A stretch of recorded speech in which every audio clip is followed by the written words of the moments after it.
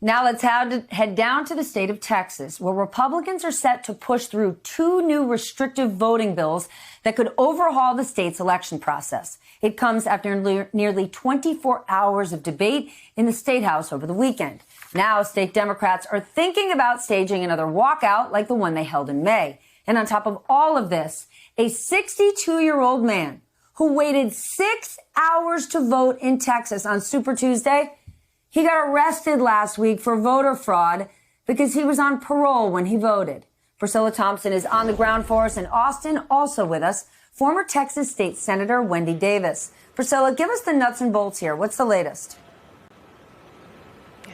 Well, Steph, hundreds of people turned out for that public testimony in both the House and the Senate over the weekend. The majority of those folks speaking in opposition to these bills. That testimony went into the early hours of Sunday morning. And one of the names that came up during some of that debate is the man you mentioned, Hervis Rogers. He was last in line in that massive line that we saw at Texas Southern University on Super Tuesday to cast his ballot. And on last Wednesday, the day before the special session began, he was arrested for voter fraud.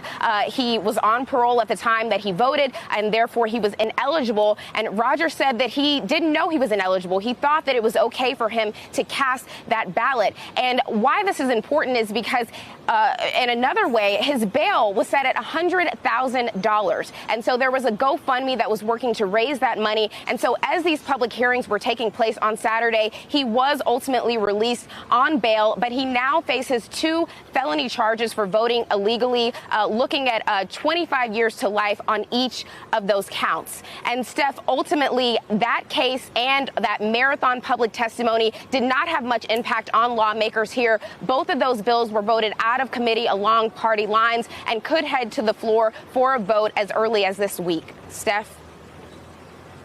25 years to life for a guy who waited 6 hours in line just to vote. Wendy, let's talk about what Democrats can do. When you were in the State House, you staged a 13-hour filibuster to block abortion restrictions. But here's the thing. In the end, it still passed. We saw Democrats have a walkout in May. They're talking about it again. It makes a lot of noise, but it doesn't change outcomes. And basically, the Supreme Court has kind of greenlit these bills. At this point, is there anything Democrats can really do?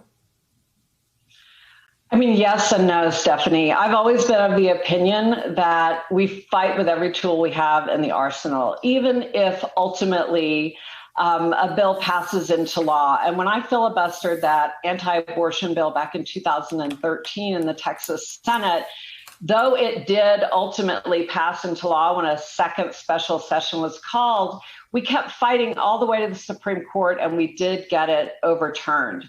And I believe, and I know a number of Democrats in both the Texas State House and the Texas State Senate right now believe that fighting with everything they've got, including the possibility of walking out again, possibly leaving the state in order to keep these voter suppression bills from passing, is not just an important gesture, but it's an important part of fighting and raising public awareness and hopefully delaying the ultimate passage of a bill like this, hoping, praying that at the federal level, they are finally going to do something to protect voting rights in a state like Texas. And I'm so glad that you mentioned the case of Mr. Rogers, because the bill that is before the Texas House and Senate right now actually looks to increase intimidation and voter suppression through increased criminal penalties for violating some of these new provisions that are being attempted to pass into law right now.